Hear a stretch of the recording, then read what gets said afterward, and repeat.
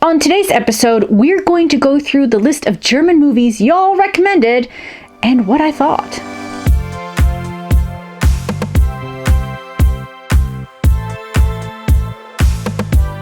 Hallöchen Lieblings, I'm Mari, science fiction and fantasy author who's been living in southern Germany since 2014. Today, we're going to talk about German films.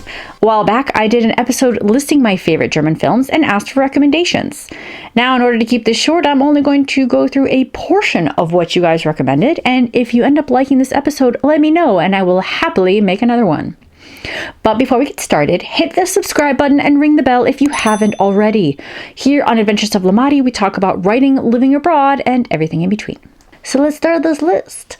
Number 1 is Das Wunder von Bern. This film tells the story of a German family, particularly of a young boy and his depressed ex-POW father, and the unexpected West German miracle victory in the 1954 World Cup final in Bern, Switzerland. When my husband saw that this was on the list, he made sure that I watched it first. And I really liked it. What I liked most about this film was that it was so much more than an inspirational sports film. Germany needed a win after World War II, but it also touched on another aspect of a post-war Germany, the POW's attempt to return to civilization after the war. The main family in this story have been separated for 11 years and now have to realize what this new normal is going to be. Naturally, soccer unites all as the POW father uses it to bond with the son who was born shortly after he left for the war. Yeah, it's a very good movie, guys. I really liked it. Number 2, Knocking on Heaven's Door. This movie tells the story of two guys who meet in a hospital and have incurable diseases. During a night of drinking with found tequila, Martin finds out that Rudy has never seen the sea. Martin tells Rudy that all they talk about in heaven is how beautiful the sea is. So they end up stealing a car, which belongs to a mob boss, with the intent of seeing the ocean. They discover 1,000,000 Deutsche Marks in the trunk of the car and proceed to use all the money to follow their dreams while also on the run from the mob. I don't want to spoil the ending, but it's beautiful. But I have to admit that I am a huge fan of the film Der geilste Tag, so obviously I couldn't ignore the similarities between that movie and Knocking on Heaven's Door. I'm not going to lie, I do find the character in Der geilste Tag to be more fleshed out, but that doesn't mean I didn't like Heaven's Door. I still really liked it, especially Rutger Hauer's cameo in the film. What about you? Which of these two films are your favorite? Let me know what you think in the comments below. Also, I do have to say that my first experience with Til Schweiger was in Tarantino's Inglourious Bastards. And of course, any American will tell you that Til's performance in that movie kind of cemented him as like the new Arnold Schwarzenegger in terms of badassery. And you can imagine my surprise how much of a softie he is with like such emotional performances and directorial work such as this film and Honig and Kopf and Kokove. Of course, we can't forget like the action-packed movies like Manta Manta, but I mean, you know what I mean, right? So in short, I really did enjoy Knocking on Heaven's Door, even though like the basic premise is like the same between the two movies, but the execution is still different. So I have added to this movie to my list of German movies I would recommend, especially the end. It did a really good job tugging at those heartstrings. Number 3 is Feuerzangenbowle. This movie is about a famous writer who goes undercover as a student at a small town secondary school after his friends tell him that he missed out on the best part of growing up by being homeschooled. Luckily, I was able to watch this film because they show it on TV in Germany around Christmas, even though the actual Feuerzangenbowle plays like little to no point in the rest of the film. But I love old films like that, and I had a lot of fun watching it.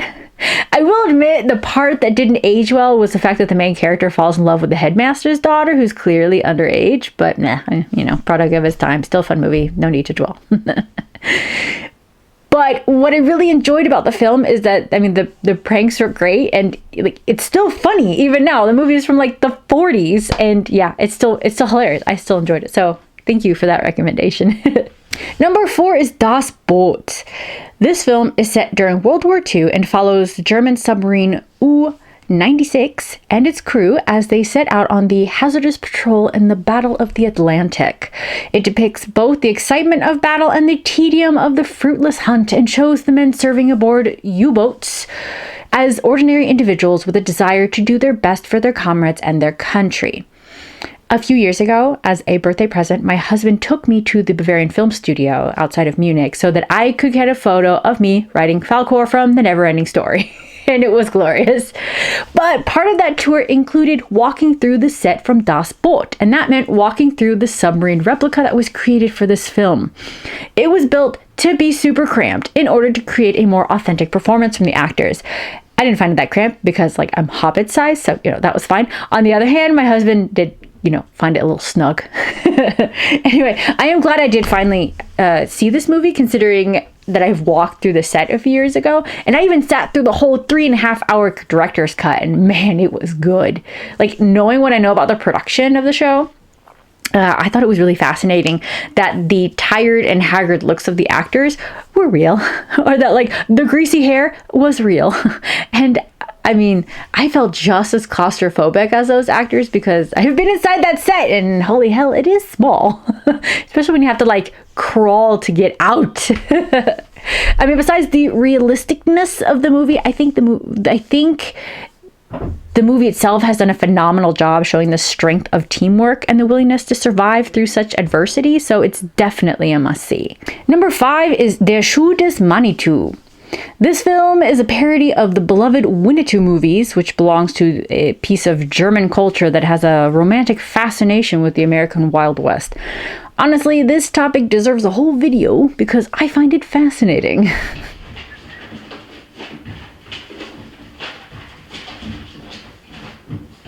I can hear you. This was recommended to me with the mention of subtitles, and holy shit, this person was not wrong. If you saw one of my older videos where I talk about German dialects and how they could be so wildly different that even Germans can have a hard time understanding each other, it reminds me of playwright George Bernard Shaw said that England and the US are two countries separated by a common language, and I think the same can be said about Germany, except it's more like 16 federal states separated by a common language. My point, Der Schuh des Manitou belongs to a genre of German films that are in the Bavarian dialect, and thus hella hard to understand even for Germans. Or some Germans. I will admit the first time I watched any movie in Bavarian, to say it was hard would be a huge understatement. But one of my closest friends is from Bavaria, and because of her, I have watched pretty much all of the Eberhofer films, so I was prepared. So, that being said, I think this movie's brilliant. Granted, there are some cultural references that I didn't understand because I'm not German, but I did have the hubby there to explain it. So, and I had also watched the film Schatz im Silbersee beforehand, so I did understand some of the Winnetou gags. Some. But for those of you who don't get what I'm talking about, like I said, I will make a whole separate video on the Winnetou and German Westerns because that is way too much to tackle in one episode. Anyway, it is a shame that there isn't a version with English subtitles, at least that I could find, because I would very much like to recommend it to my non-German speaking friends and fam.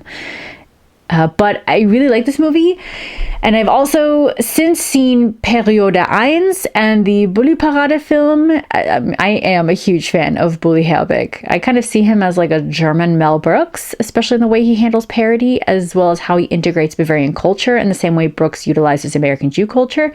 So if you're a fan of Brooks and can find a version of this movie with at least German subtitles, if you speak German, then you need to watch it. Number 6. Werk ohne Autor. I had heard about this film since it was nominated for an Academy Award for Best Foreign Film, and since it was produced by a lot of the same team who did Das Leben der Anderen, which I adore, I knew I had to watch it.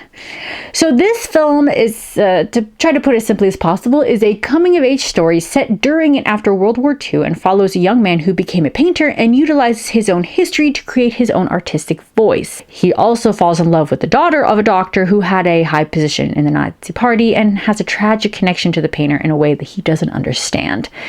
So the story was inspired by the life of German visual artist Gerhard Richter. So I don't want to give away too much of the story because I think the overall experience, the way of experiencing this film is just by watching it.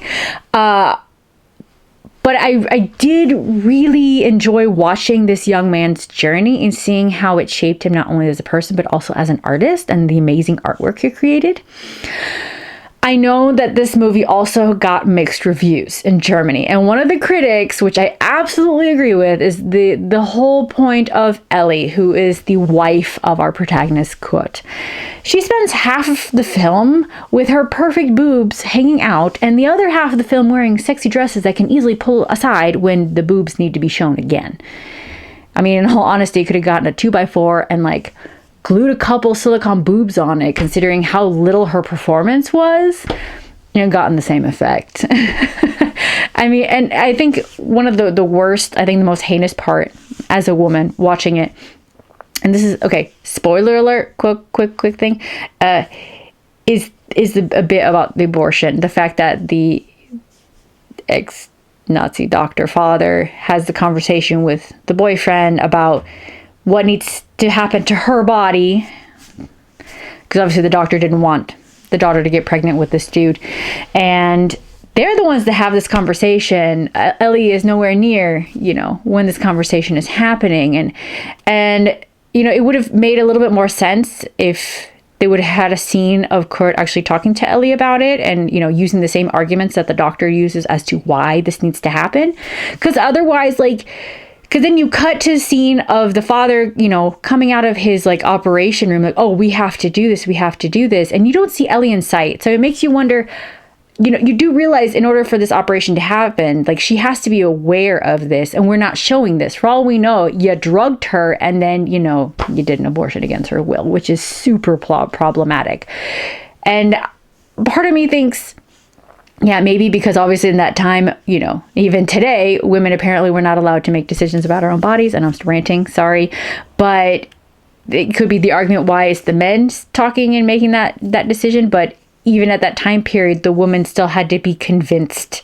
So that scene was missing. It was just anything that showed that Ellie had any agency or anything more than just being a sex object.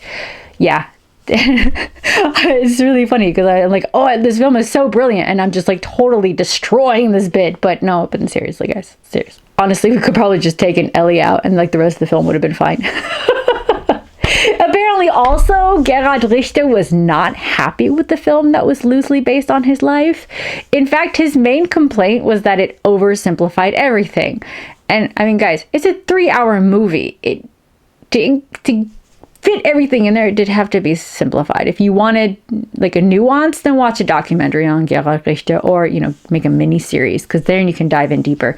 And it actually reminds me of David Bowie's complaint about the movie Velvet Goldmine, which was also loosely based on his life, and I adore Velvet Goldmine. But I also don't think of Velvet Goldmine as a Bowie movie, just like I don't see Werk ohne Autor as a Gerhard Richter movie, but whatever. His life, I feel was just more of a jumping point of a more metaphorical story. I don't know. That's my opinion. But let me know what you guys think. Let me know in the comments below. And this is just a short list of what I've been able to see. What else do you guys recommend? Let me know, because it's been a good list so far. And that's it. Thank you so much for joining me. If you're new here, please consider subscribing and give this video a thumbs up. It lets me and YouTube know you like content like this and you want to see more. Please leave me a comment if you have any questions or if there's a certain topic you'd like to see on this channel. If you want fun escapism, my space fantasy, The God Queen, is available in ebook, paperback, and hardback. It's also not problematic. I have all the links in the description below. If you sign up for my newsletter, you'll get the first 6 chapters for freezies, and soon I will release a prequel short story for my newsletter subscribers, so sign up. And also, don't forget to leave a review. It really helps us authors, and it's free to do. And don't forget to connect with me on social media, whether it is through Instagram, Twitter, or Facebook. And that's it. Until next time, ade!